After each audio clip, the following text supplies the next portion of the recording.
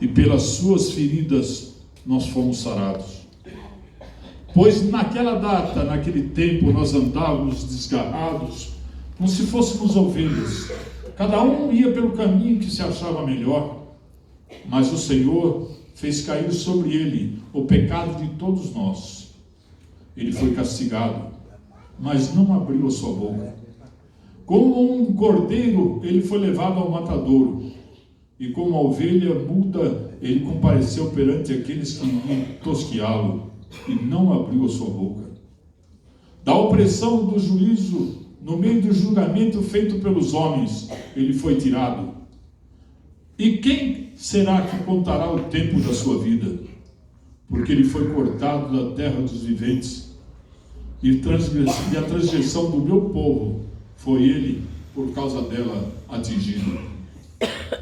E puseram a sua sepultura como destino entre os ímpios, mas, porém, junto com o rico, na sua morte é que ele descansou, porque nunca fez injustiça e nem houve engano na sua boca.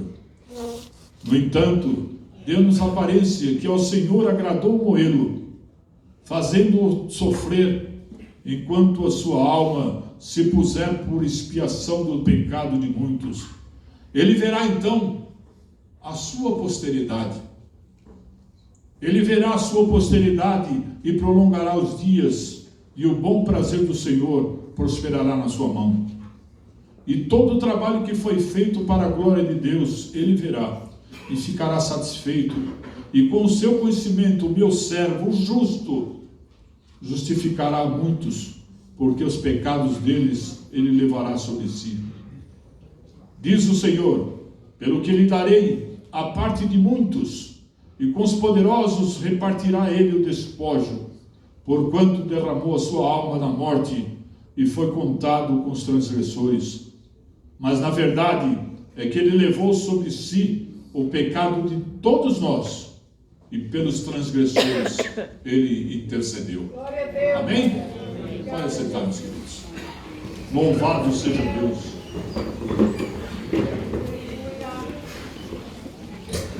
No começo desse culto eu falei com os jovens, alguns me ouviram, mas eu quero repetir, antes que eu entre na pregação. Nós estivemos essa manhã entregando Santa Ceia para alguns irmãos enfermos que não puderam estar conosco ontem.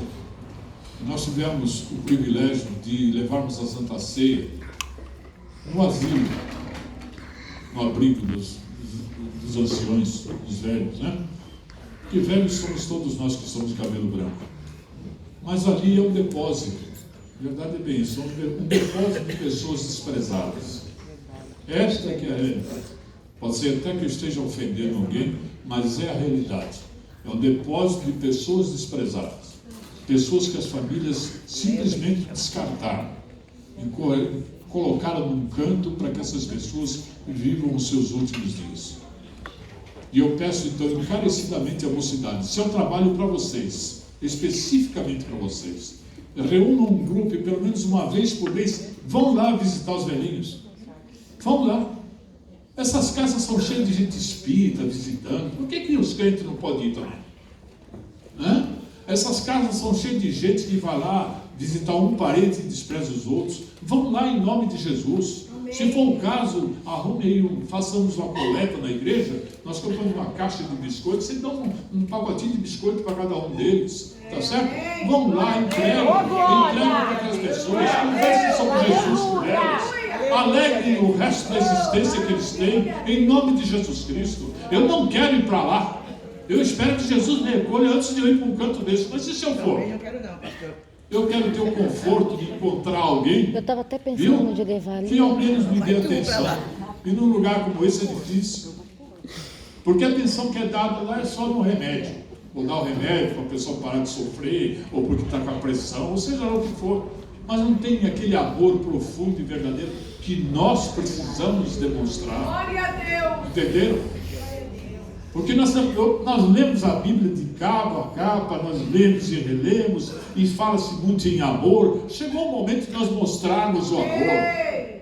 E o nosso amor tem que ser demonstrado com obras. Entenderam? Não que essas obras vão nos garantir a salvação, mas porque nós já estamos salvos, é que nós demonstramos as obras. Entenderam? Então, por favor, meus filhos, vocês jovens, reúnam um grupo, fazendo moças e moços, tá certo? E vão lá visitar esses velhinhos, pelo menos uma vez por mês. Vocês vão ver o quanto Deus vai abençoar vocês. Vocês nem imaginam, tá? Mas vamos entrar na pregação em nome de Jesus. Como vocês ouviram aqui no capítulo 52, a partir do versículo 13, ele descreve o nosso Senhor Jesus Cristo, o Messias, como servo. Ele começa com essa descrição. Ele é chamado de um servo prudente, um servo que procura agradar ao seu Senhor. Jesus fez isto e ele não precisava fazer. Afinal de contas, ele era o co-criador da humanidade. Ele era o co-criador de todo o universo. Tudo lhe pertencia. Ele não tinha necessidade disso. Mas por amor a mim e a você e a todos nós, ele fez isso. Ele se despojou da sua autoridade, da sua glória, e se transformou num homem. E alguém poderia dizer assim, ele poderia ter nascido num berço de ouro, afinal ele é o rei dos reis. Mas ele nasceu numa manjedoura. Ele nasceu num estábulo, cuja companhia eram apenas os animais, no meio da pobreza, para que a sua humilhação começasse a partir daquele momento. Mas mesmo assim ele estava agindo com prudência. E ele então foi chamado pelo próprio Senhor nessa profecia de um servo sublime. A palavra sublime é muito bonita, meus filhos. A palavra sublime significa que a pessoa é muito maior do que a maioria das pessoas entendem como sendo uma pessoa que tem direitos aos quais ela nem sequer faz questão de mostrar para ninguém. Foi o que ele fez. Ele tinha tudo, mas se despojou de tudo para vir em prol da sua vida, da minha vida, da nossa vida. Pela ressurreição e ascensão, ele está hoje em dia à direita do Pai. Por meio de um grande nome, o nome do Messias, ele que foi elevado a essa condição de Salvador da humanidade. Muita coisa aconteceu desde que o nosso Senhor e Salvador Jesus Cristo assumiu a sua posição na cruz do Calvário por cada um de nós.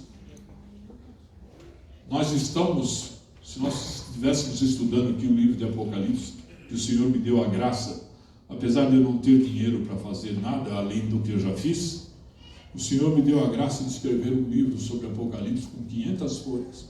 Está em casa. Eu só não tenho dinheiro para publicar. Está lá, escrito. Talvez um dia alguém pegue e publique, se é que Jesus não voltar antes daquilo, né? Mas eu estudei o Apocalipse de frente a frente, versículo por versículo, inclusive era o nome que eu iria dar para o livro.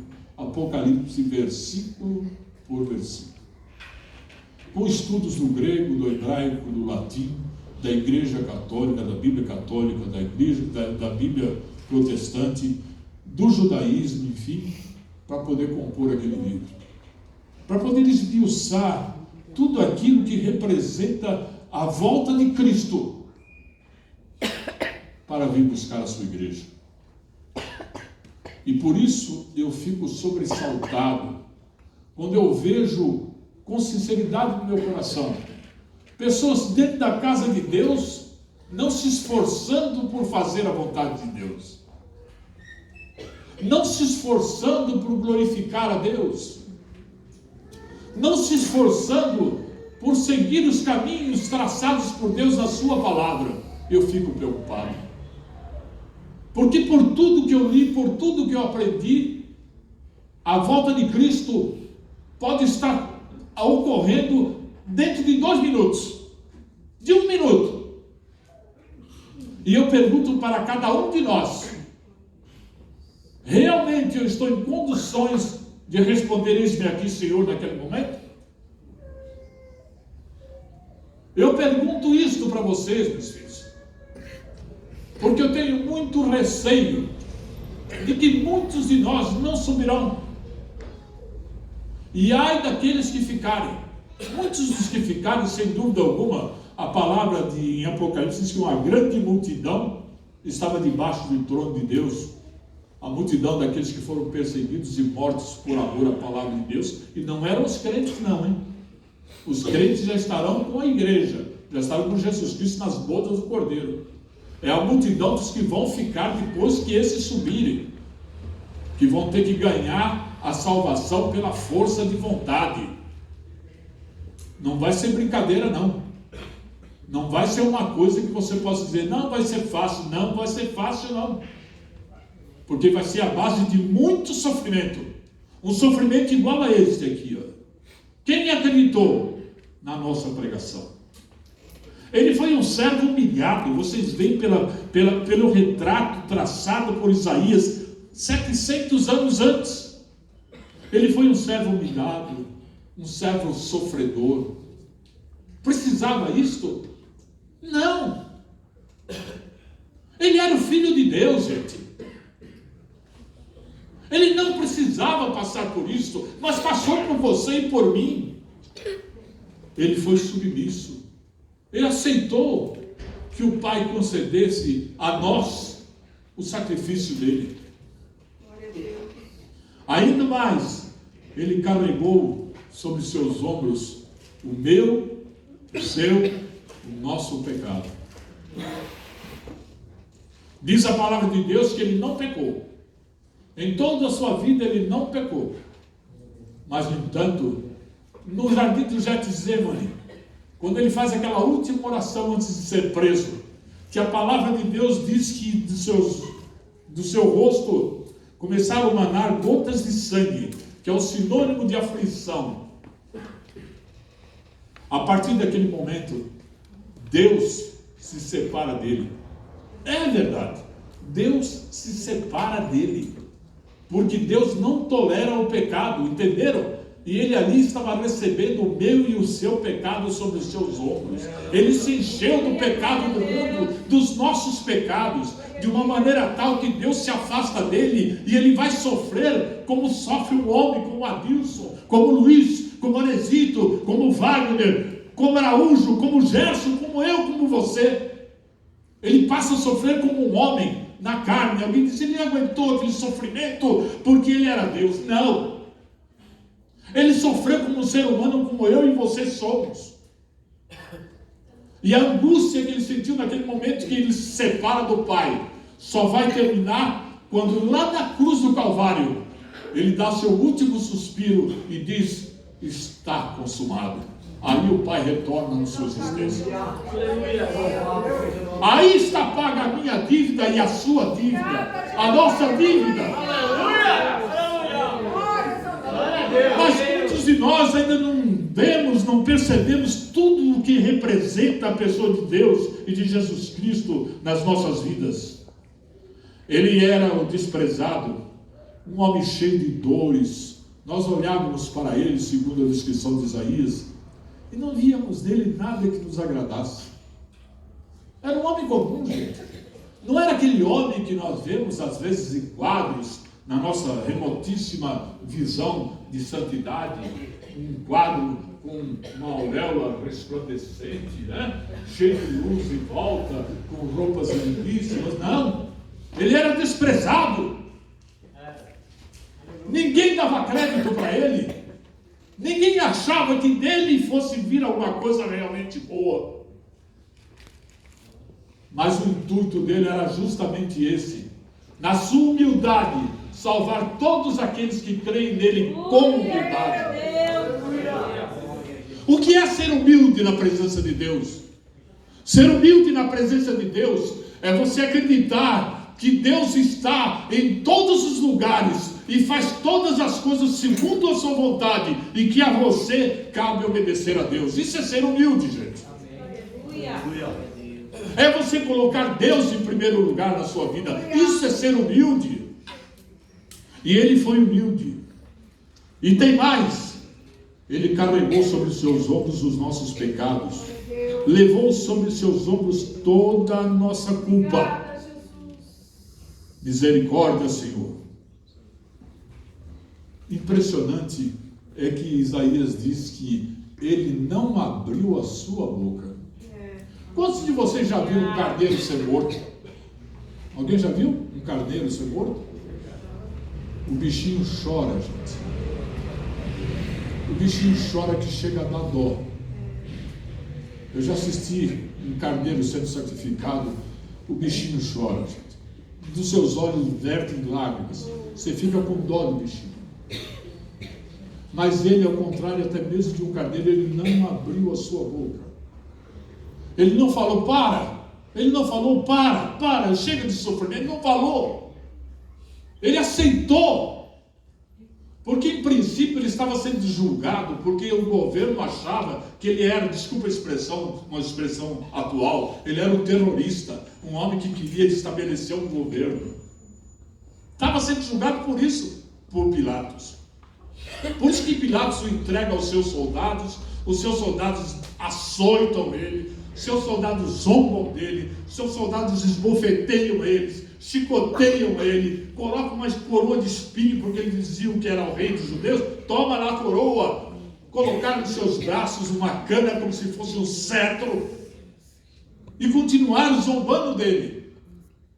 Ficou tão estraçalhado o seu corpo que Pilatos chegou a pensar que a hora que ele fosse apresentado ao povo, o povo iria escolher de tão judiado que ele estava. Mas aconteceu justamente ao contrário, porque ele não veio para agradar os homens, ele veio para cumprir a vontade de Deus para comigo e para com você. E lá, na presença de Barrabás, ele todo ao quebrado, e Barrabás inteiro. O povo escolheu o assassino, Barrabás, e mandaram Jesus para a cruz, por mim e por você. Mas continua mais a palavra de Deus. Ele foi cortado da terra dos viventes por causa da nossa injustiça e do nosso pecado. Mas como um servo obediente, ele aceitou sem reclamar. Quem era ele, afinal de contas? Quem era ele? Ele era o herdeiro do universo, meus filhos. Ele é o herdeiro de todas as coisas. Esse Cristo que nos traz aqui um retrato de sofrimento e de dor. Um dia, quando ele voltar para buscar a sua igreja, ele vai voltar repleto de glória. Se ali ele estava derrotado para os homens, ele vai voltar vitorioso por Deus. Louvado seja o seu santo nome. E quando ele voltar, ele vai ver o resultado de todo o seu trabalho. Quem é o resultado do trabalho dele? Eu e você. Se nós nos mantivermos firmes na presença de Deus, nós somos o resultado porque acreditamos no sacrifício que ele fez, que foi por nós. Continua mais na palavra do Senhor. Ele, como um grande vencedor que é, irá repartir tudo aquilo que Deus vai conceder para ele. A eternidade, a santa cidade. Ele vai repartir com cada um de nós. Ele repartirá o seu despojo. E nós iremos participar da eternidade na sua presença. Ele, como um homem de dores, o sofrimento de Cristo teve início no seu nascimento. Vocês veem, através do seu nascimento de pobreza, não é? A sua humilhação foi descrita em Filipenses, por exemplo. Foi um sofrimento durante toda a sua vida. Ele não tinha nem sequer um lugar para encostar a cabeça para dormir. Ele dormia com sua cabeça sobre as pedras. Por quê? Por amor a você. Por amor a mim, por amor a nós. Ele andava pelas cidades, pelos campos, levando uma palavra de esperança àqueles que não tinham esperança, para poder restaurar muitos a comunhão com Deus. E é isso que nós fazemos aqui. Não se iludam. Há algum judeu aqui? Há algum judeu? pois o povo da promessa são só os judeus. Nós não tínhamos participação na salvação até aquele momento. No entanto, ele abriu a porta. Ele nos permitiu entrar na sua misericórdia. Ele nos enxertou. Quem entende um pouquinho de jardinagem sabe o que é isso. Quando você enxerta uma rosa na outra, ele nos enxertou na videira verdadeira. E nós então passamos a ser participantes da misericórdia divina. Participantes das promessas ao povo judeu, nós também somos participantes. E nessa participação, nós temos que, no mínimo, respondermos com a nossa responsabilidade. Não nos esquecermos do sacrifício de Cristo. Se preciso for, chorarmos quando for preciso com aqueles que choram. Se alegrar com aqueles que se alegram.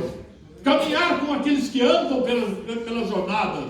Mas, sobretudo, não nos esquecermos do sacrifício de Cristo. Ainda continua mais a palavra de Deus. Bendito seja o nome santo do Senhor. Ele obedeceu até que sua obra fosse consumada. Quantas vezes a gente não ouve de gente que desistiu na metade do caminho? Não é verdade?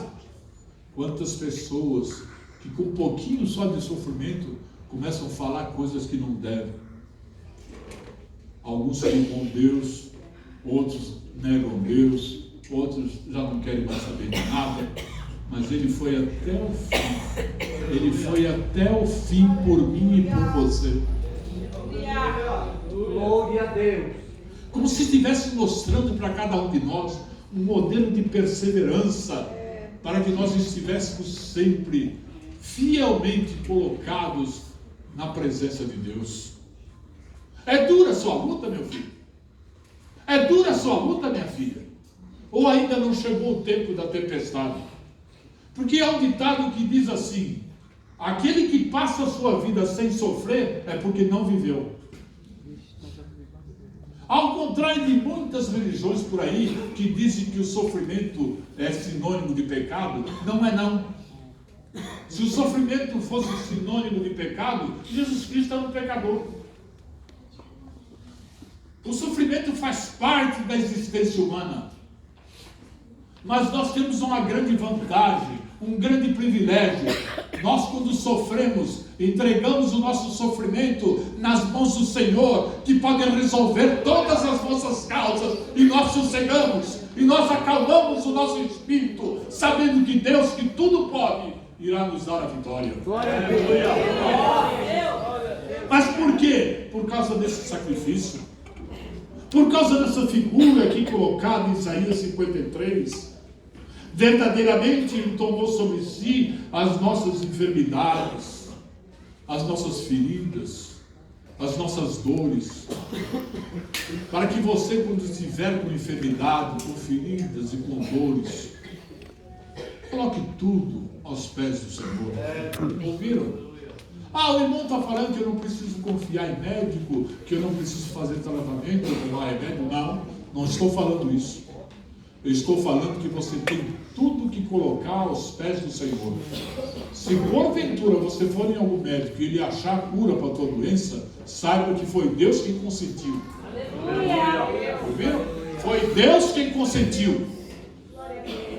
Na minha mesa de operação, que os irmãos sabem que eu tenho uma cicatriz desde aqui até aqui, e outra daqui até aqui.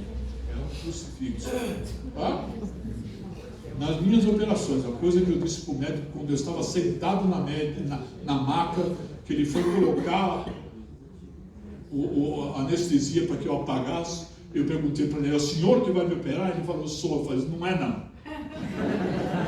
Não é não. E logo deu uma resposta meio dura. Eu falei: como é que é? Eu disse: sim, senhor, não é o senhor que vai me operar. Quem vai me operar é o meu mestre, é o meu Deus. O senhor vai ser apenas um instrumento nas mãos dele. Deus te abençoe. Aí eu apaguei. Glória a Deus!